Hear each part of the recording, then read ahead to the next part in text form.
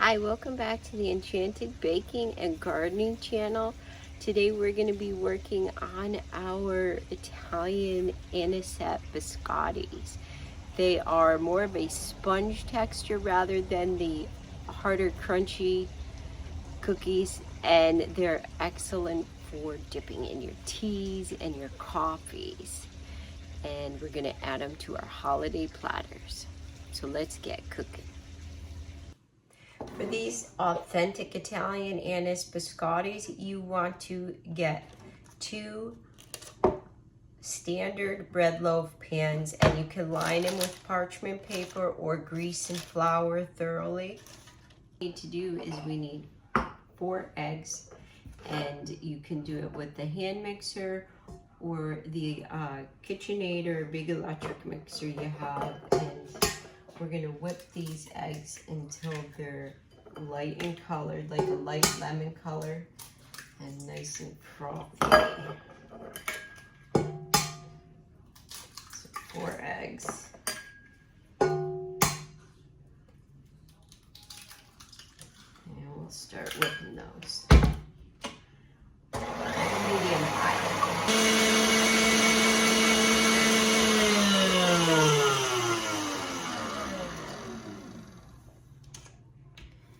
Alright, so the eggs are beat nice and frothy and airy.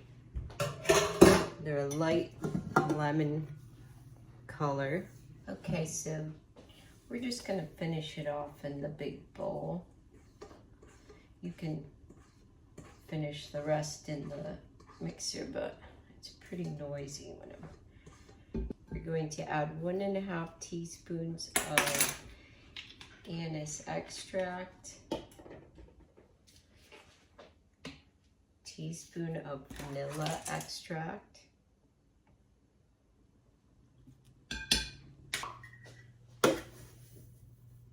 you're going to stir in 3/4 cup of granulated sugar,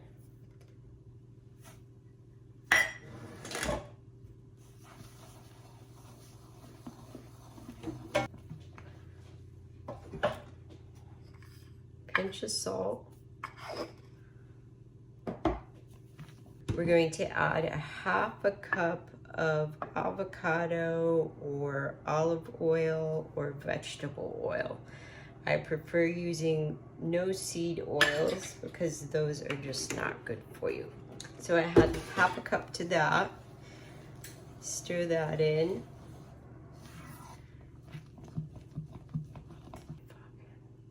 Now we're going to add in our dry ingredients. We need 2 cups of all-purpose flour,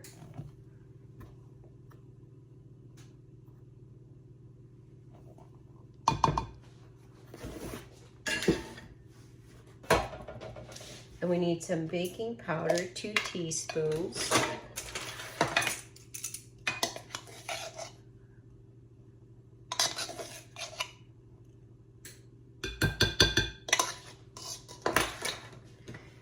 And stir that in.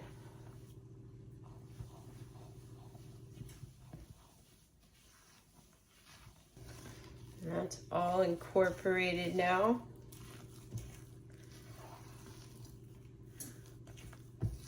To grab our pans.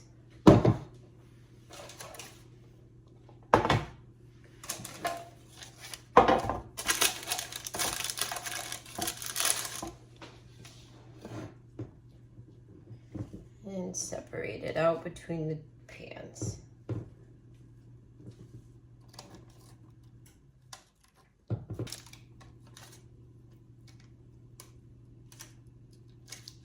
Let's pop them in our preheated oven of 350 degrees. They're going to bake for 25 to 30 minutes. And they should be firm to the touch. Okay, so the cookies are done and they are nice and firm to the touch. They don't stay indented, they're pressing back, so they are perfect. All right, so our biscotti is slightly cooled, and what you want to do is take a serrated knife You can do 1/4 inch slice, or you can do bigger, depending on what size biscottis you want. And once you get them sliced, you're going to place them face down on your parchment-lined baking sheets.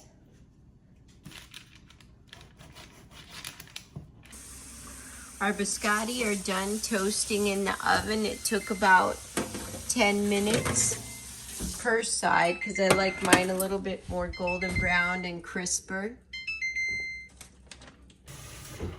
So here's our beautiful biscotti. I'm gonna pull a couple aside for testers, but they have a beautiful browned color on them.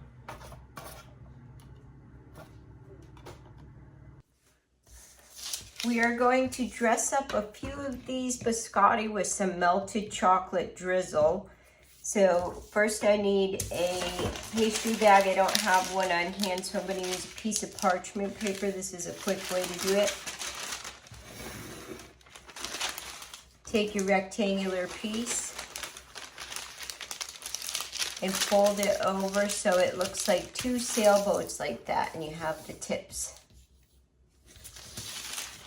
facing like that, overlapping. Take your knife, real sharp knife, go like that, and you have 2 triangles for pastry bags. And fold one in, and same way. Give a little scoop so it tightens up to a nice sharp tip. And roll the top of the bag over a couple times so it doesn't pop apart. Melted up a little bit of chocolate. You can use white chocolate, dark chocolate. You don't even have to use a pastry bag. You can just dip the ends in melted chocolate and sprinkle on some holiday sprinkles over the chocolate. Chopped toasted nuts. You could even do like Heath toffee bits if you made like a plain old vanilla biscotti instead of adding anise. Okay, once you have your pastry bag together, snip the tip and just drizzle your chocolate. You can do the whole thing, or you can just do the ends. I'm just going to do the ends on a few. You can line them all up on a cookie sheet again. I'm only doing a handful like this, so just like that. You can get fancy if you want. I'm just doing a plain old drizzle. You can do a crosshatch drizzle. And I'm just going to do one side.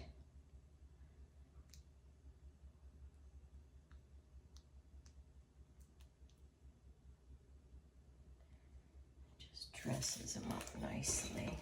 These are just great gifts. They have a super shelf life again.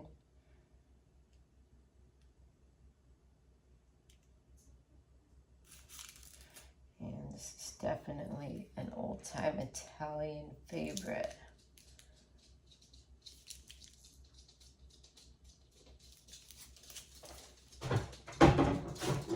And then just let them air dry and the chocolate will dry solid.